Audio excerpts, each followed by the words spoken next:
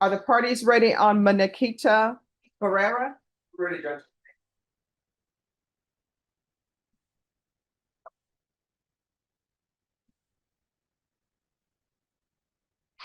All right, the court is calling 2025 CR 002-957W State versus Manakita De Jesus Barrera. Could I have parties announced? Second Gallagher State.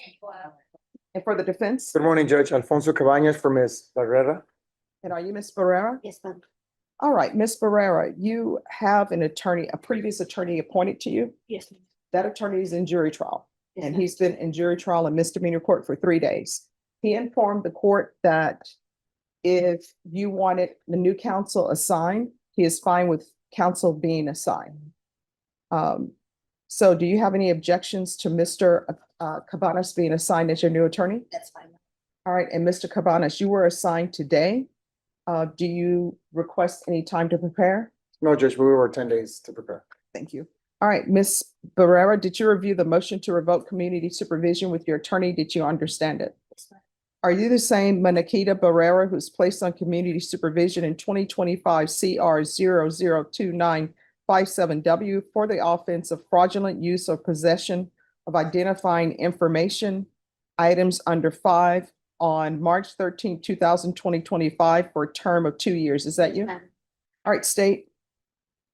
Violation of solution number 8 on or about 28th day of July 2025, Bear County taxes, the defendant, Ida Barrera, failed to report a change of address, supervision officer, in violation of solution number 8. How do you plead to that? True or not true? True. Any objections? No objection, Your Honor. Did you understand by pleading true to violation of condition number 8, the court could find it true, grant the motion, and sentence you up to 2 years in the state jail facility? Yes. Knowing that, do you still wish to plead true to violation of condition number 8? Court will find violation of condition number 8 true. Is there a proposed agreement? No, Judge, state is requesting that you grant this motion and revoke the defendant's supervision. That's supposed to be based on things that are contained within force company. All right, and defense, what are you requesting? Judge, we're asking that the court follow the recommendation by probation to send Ms. Barrera to felony drug court. All right, so probation, Yes, Judge. is that what probation is recommending? So the recommendation on the court summary is to amend for a TAP recommendation, that she go to SATIP. She remains in Bear County until she gives birth, then participate in SATIP. Once she's medically cleared. I did look over previous information from the last MTR. This is her second MTR. She's been on probation not even a year, Judge. The last MTR, she was supposed to go to a NOS program. She wasn't accepted into NOS. She was supposed to have a felony drug court evaluation, and then return back to court. That did not happen. She was not accepted into the NOS program because my notes indicate the NOS program didn't accept her, her insurance. Okay, so any objections to the court reviewing the court summary? No, Your Honor.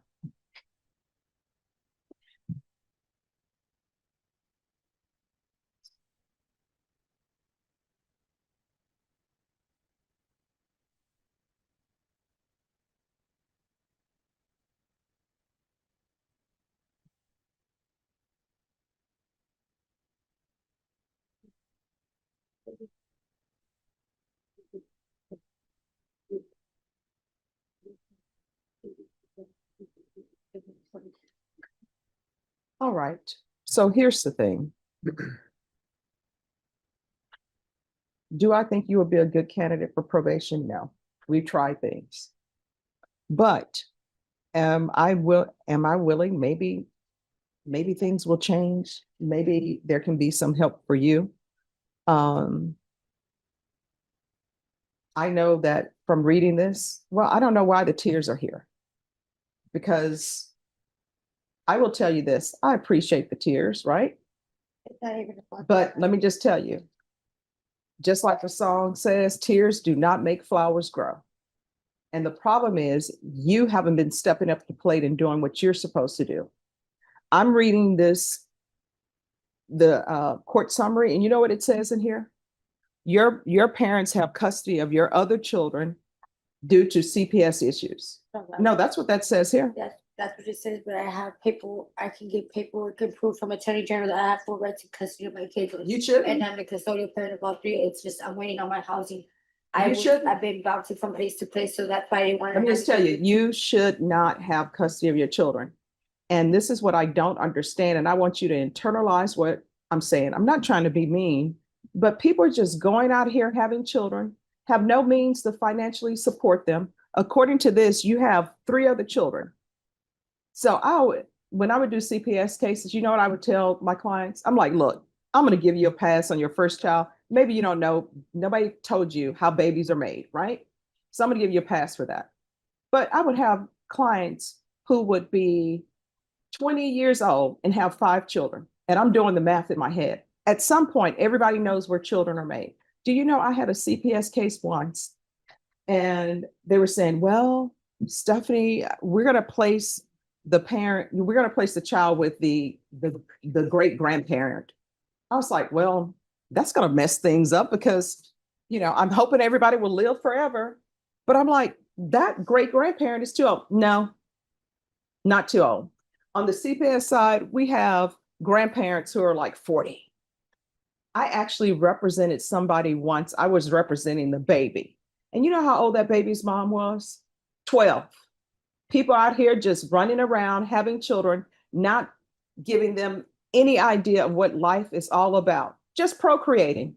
And here you are, you're out here just procreating. And you have no means to support. Oh, I'm placing my children with my grandparents because I don't want to be bouncing from place to place because I don't have a place to stay. Whose fault is that? Yours? Get a job. People always will find a place to make a baby, but they don't have a place to support their children. Now your children are with the maternal grandparents, and trust me, grandparents, guess what they want to do?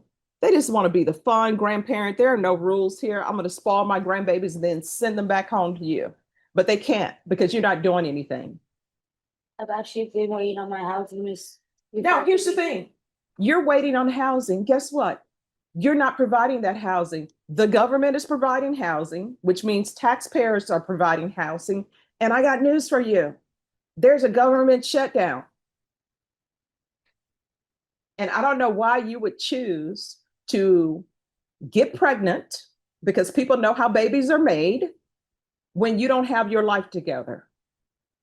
And you don't even have your 3 children with you. Now you're crying before me because you don't want to go to the state jail facility. And let me just tell you, I would send you for 2 years, right? And you know what would end up happening? You would be at the state jail facility.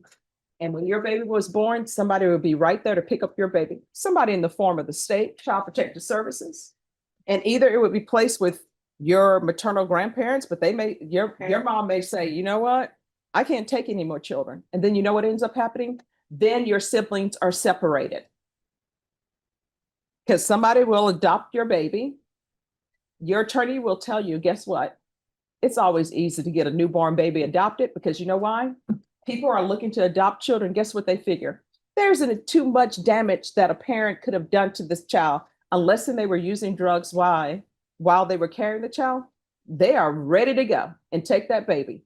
And you know, on the CPS side, when you place children with foster parents, they're just supposed to foster. We're going to be here. We're a stopgap for the parent. The parent's going to get their life together. But you know what really happens? Foster parents fall in love with the children. Next thing you know, they're hiring an attorney, and that attorney is filing motions so that they can adopt your child and your rights can be terminated. And then that's how you have a bunch of people walking around on the planet, don't even know they're related because people like you are just procreating. And then you come before me crying because you haven't done what you're supposed to do. So I'm going to give you a choice.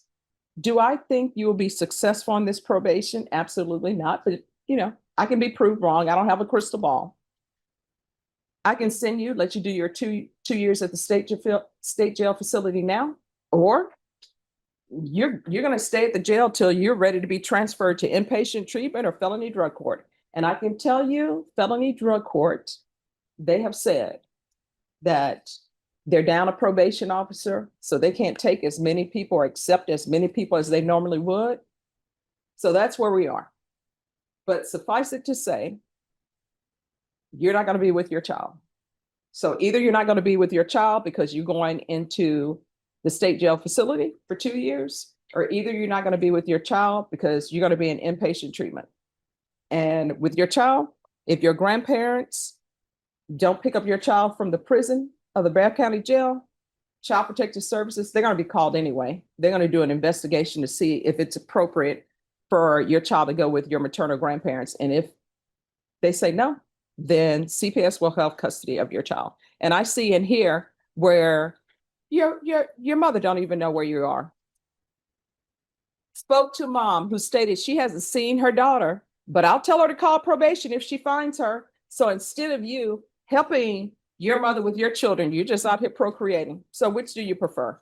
2 years in the state jail facility, or either you're going to remain in the state jail facility, remain here at the Bexar County Jail till you're transferred to somebody's inpatient treatment or felony drug court. Which do you prefer? I would like to try to get rehab or drug court now. All right, the court is going to deny the motion, alternate amend conditions. She's to remain in custody for a transfer to felony drug court. We're going to do an updated TAP. And regardless of what the TAP says, it's going to be inpatient treatment. And once she's released, there's going to be field visits until further notice. Is there anything else? Not from defense counsel, Judge. All right, we can go off the record. So do not come to me. If you're back here again for this, don't come because you're wasting your tears, not helping flowers grow. You understand? All right, if you graduate from felony drug court, I'll come to your graduation. Can I say something? Sure. The only thing is I waited 9 weeks before I was notified that the rehab nurse had rejected me. I do have Medicaid. I'm not understanding why they rejected my Medicaid.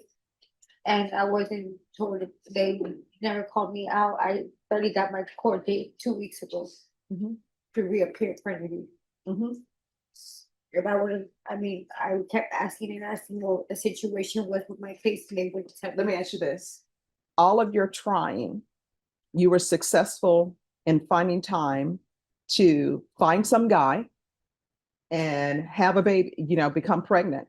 You're able to do that, but you were not able to be present for your field visits. You're not available to report to probation because they couldn't find you. You're able to do all of that. I was reporting on this came out dirty on my UA.